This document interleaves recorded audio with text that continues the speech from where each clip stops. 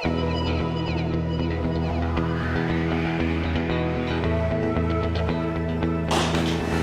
I'm Susan Livey with the South Carolina Autism Society. I work here in our upstate office.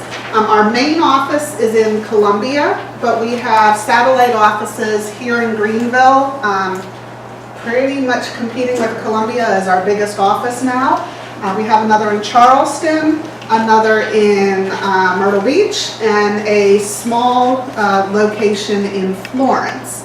So amongst other things for the upstate region, I handle information and referral and outreach, so that's the role I'm here with today. How many of you are involved with autism in any way, either as a family member, a provider, a self-advocate? Okay, so most of you, great. Okay. So the mission of the South Carolina Autism Society is to enable all individuals with autism spectrum disorders to reach their maximum potential.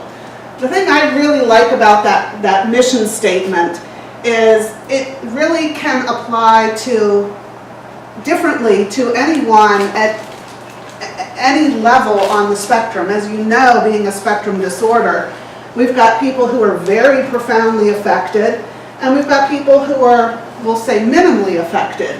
But for every one of those individuals at any place on that spectrum, we want them to reach their maximum potential. And that's going to be different for everyone.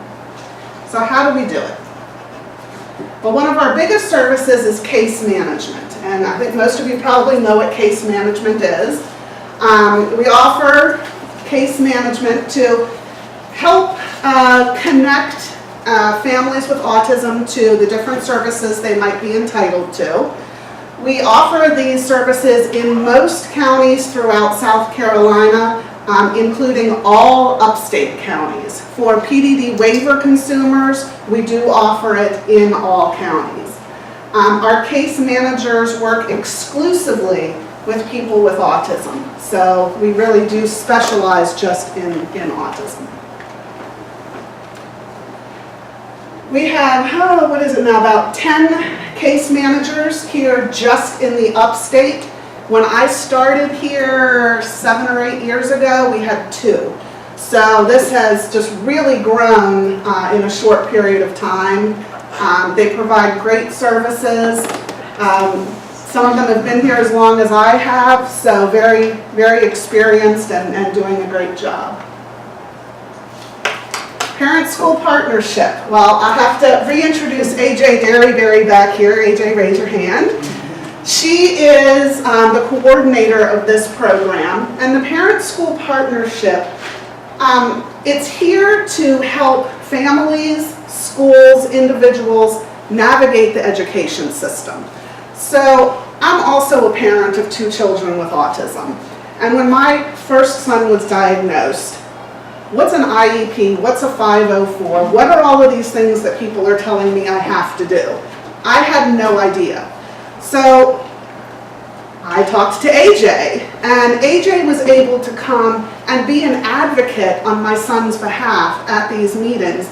She knew the things that I didn't know yet. She still knows things that I don't know. So, because that's what she specializes in, and she's fantastic at it. AJ, you've been doing this for what, 18 years now? 18 years. 18 years.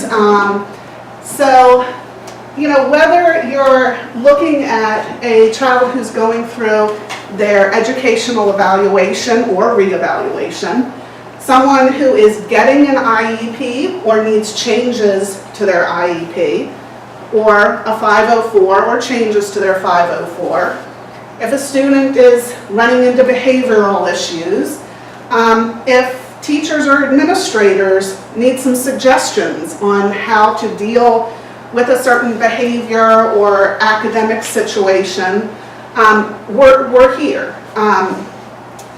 We are exclusively, again, with autism. So, you know, just different disabilities, you know, you may approach things using different techniques. So AJ and her counterparts, you know, they know a lot about specifically how to address these things with autism. So when I started here 8 years ago, we had AJ. We had AJ. We still have AJ, she's still here. And may I say, I will only be serving Greenville County. So, Okay. the update, that's in the works because I served 88 families in February, 85 in April. which Okay. Doesn't work for me. Probably doesn't work for the families because they only get a piece of me. So we're rearranging some of the areas that we're covering. But Very good.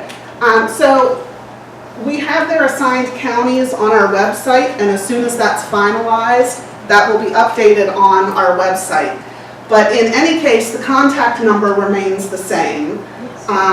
So that's actually AJ, and she will take your call, and whoever or whatever region you're in, she will refer you to the appropriate person. Chantel and Leanne are fantastic. So whoever's hands you wind up in or the family winds up in, you're going to be in good hands. Information and referral. So you have a family who gets a new diagnosis of autism. You have someone who moves to South Carolina from another state. Or something new has happened in the family's life. Somebody went back to work and now they need another kind of resource. Information and referral, that's part of my job. And we work with Greenville CAN to reach out to different professionals to connect these families to different providers and different services throughout the area. It may also be different events, activities, anything that might be going on in the upstate region or available in the upstate region that could improve the lives of these families. Families can contact me, again, for the upstate, and I will do my best to connect them to something that may be of assistance. If I don't know of something, I will contact my counterparts either in our office or other disability professionals, and we'll try to find something that will work for that family. Some of the things that we do here in the upstate, we have partnered with the YMCA of Greenville to provide Spectrum Sundays. This grew out of a camp that started up at Camp Greenville, up past Caesar's Head. So 2 to 3 times a year, Camp Greenville would open up the camp to provide a family camp for families affected by autism. You would come up for a weekend, every family would have their own cabin with their own restrooms and bunk beds and everything. All the food is provided and all of the traditional camp activities. The staff gets some training on autism and how to interact with people with autism. So that has become an opportunity for families to get away for a weekend in a safe environment where if autism happens, nobody cares because everybody's been through it. We had a situation at one camp where a baby started crying and someone who was sound sensitive in the dining hall took their arm and cleared the table.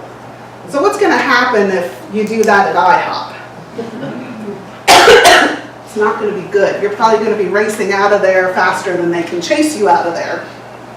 But what happened at camp? The family took the child, got them into a quiet room. Everybody else got together, cleaned things up, cleaned up the floor, and went and made sure that that family was okay. Nobody judged. Nobody gave those horrible looks. It's a safe place. So, although I don't have a slide for it, the next Spectrum Camp at Camp Greenville is going to be at the end of October. Excuse me.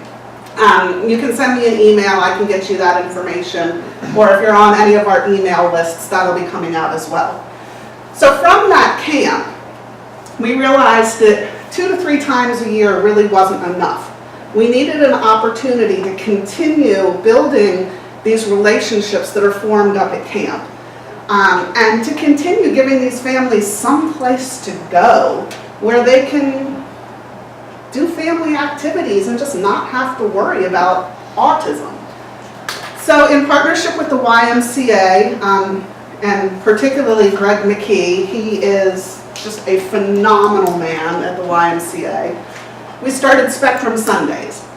So we meet once a month, usually at the Adams Mill Program Center, which is over on 14 in Simpsonville. And families can come, go swimming, open gym. We always have arts and crafts. People sign up to bring food and drink. And we just all hang out. And you know, if you don't want to swim and you don't want to be in the gym, you don't have to, but if you want to, that's great. If you just want to run around in circles, run around in circles. The parents get together and talk.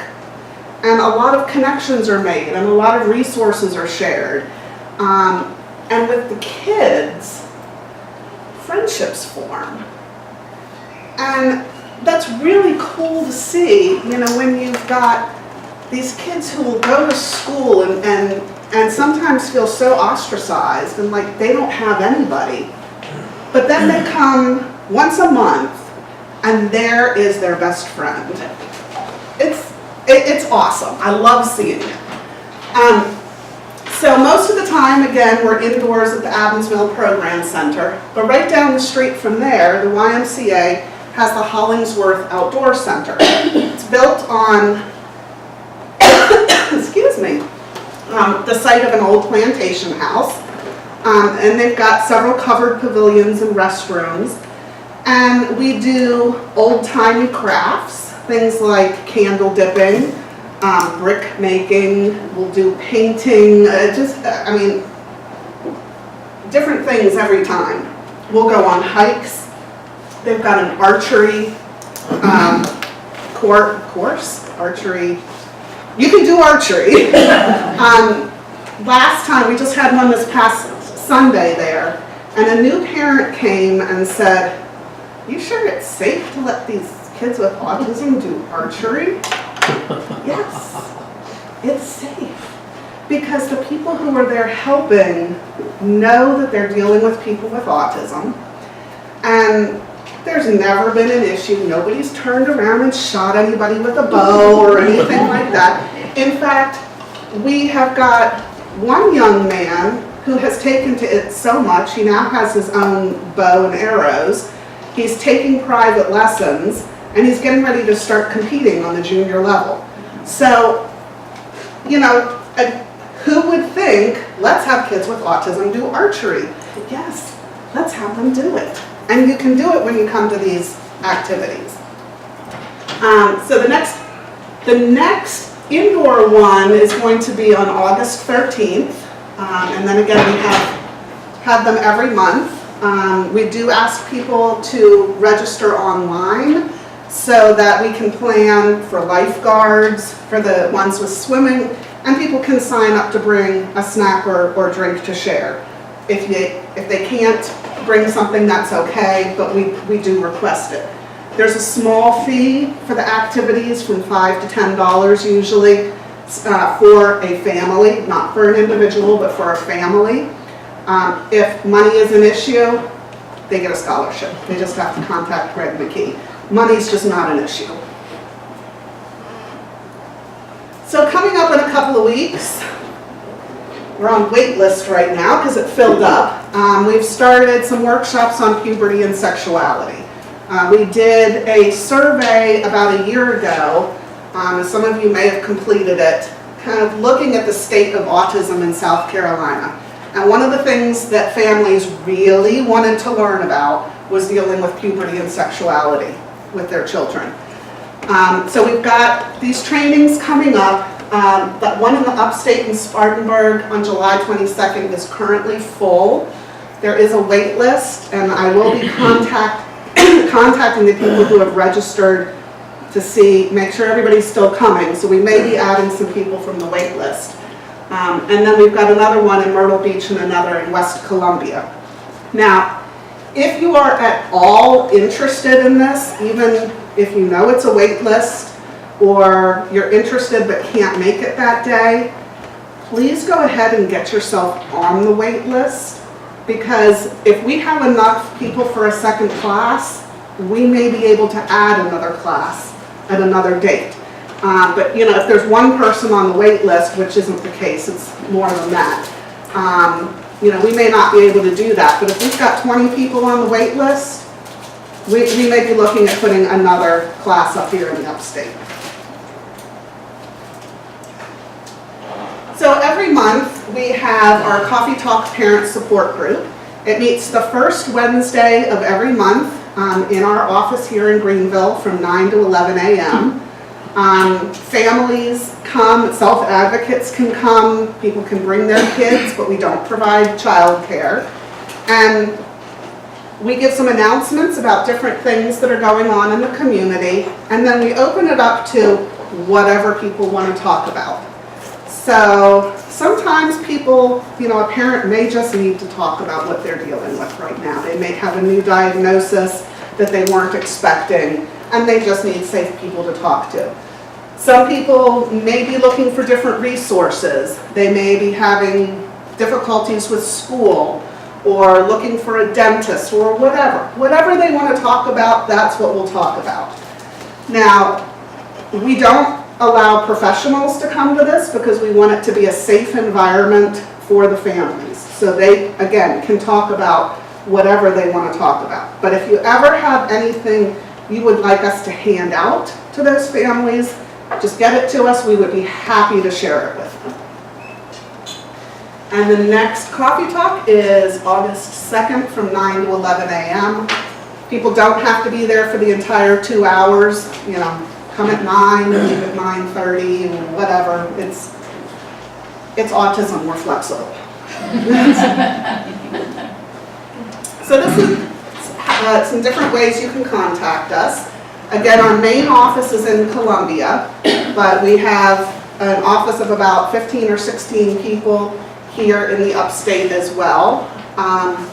For general information, you've got the website there and our general email address as well as our main phone number. I've got some handouts on case management, parent-school partnership, and our Getting Started brochure. The Getting Started brochure, if you've got, again, a family that's new to autism or new to the state, it kind of goes over those different things that you want to do first. Contacting DDSN and getting case management, contacting the schools, if you need a parent mentor through the parent school partnership program, applying for Medicaid, support groups, anything, you know, the main things that you need to do first are in that brochure. And again, my card is over there as well, so you can also contact me and I can get you whatever kind of information you want. We have a Facebook page and a Facebook group. The page, only we post. The group, other people can post and ask questions and, you know, I'm looking for a dentist, who do you recommend? And then we have some email groups that you can sign up for, and anything we know about that's coming out, we put it out on the email list, and we'll get you that information. That's everything I have. Does anybody have any questions? Yes? Slideshow, is there any way you can email that out? Yeah, I'd be happy to. Mike, if I get it to you. Actually, what I was going to say to Elizabeth and Susan, make sure you sign in on one of these sheets, and do. then when I send out all the contact information, you can just email it out to everybody. Absolutely, I will do that. I will do that. Yes? Do you have bilingual interpreter support? We have we have someone on our staff who handles our Spanish-speaking families. They are, AJ, you may be able to help me more with this. She's with, technically through Parent School Partnership, isn't she? She is, but we no longer have that person with us. Okay, I did not know that. So, yeah, we were offering that, but we haven't. So in regards to case management, they'll use the DBSN interpreters. ESP are in the disadvantage with that. So we usually refer to Family Connection because they have a strong, or we connect with Family Connections interpreters. So. Okay, did you hear everything she said? Okay. I'm sorry, Brochure CDS can do that. That's all I hear first. What is your office, close to? It is right off of Woodruff Road. Everybody knows where that Behind is. Discount Tire. Behind Discount Tire, if you know where the Walmart is on Woodruff Road, there's a small office park across the street from that. Okay. We're back in there. Okay. Yes. There was a book published between 10 and 15 years ago, and I'm sure you're familiar with it, Educating, I think, Children with Autism, and it summarized all the research that was current up to that point. Very informative. And I have tried to watch to see if there was a follow-up, because there has to have been a lot of additional research since then. And so I wonder if there is a publication or actually this is a book that would be a secret to that. I have not heard anything. AJ, have you? Can research that because, yeah, I have the Educating Children with Autism book. So I have seen a couple different online digests of like ebooks, book current stuff. One thing that's changed tremendously is the incidence rate.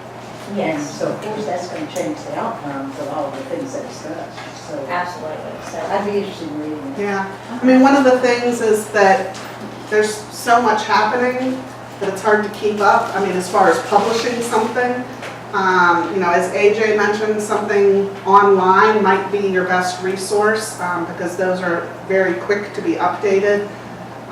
But we'll take a look and see if we can find something like that. Did you have your hand up? I had the bilingual question, Okay. so Lisa answered. Very good. Passed it. Yes. It happens that what little I know about autism, it is all over the board, from very severe to very mild, and then also up and down as far as the various degrees of severity.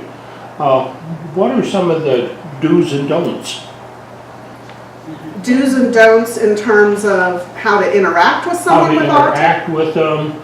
I know from my stuttering is that you'll have all kinds of people that try to help you, but the best advice that I give is that treat them the same way you would like to be treated. And I think that probably goes for someone with any disability, is anyone without a disability, to treat them as you would like to be treated. The challenge with autism is because the spectrum is so broad, there really is no one answer about how to interact with a person with autism. They are just so unique. So, for example, one of the areas that an individual with autism may have difficulty is sensory, the sensory area. Well, there are some people who are sensory avoidant, so they don't want sensory input. And there's other people who are sensory seeking. They want that input. And then, of course, there's people all through the middle. So if you've got someone who is sensory avoidant, the last thing you want to do is give them a hug. But if you've got someone who's sensory seeking, a hug might be the best way to calm them down. So the most important thing, in my opinion, is to try to get to know the individual and find out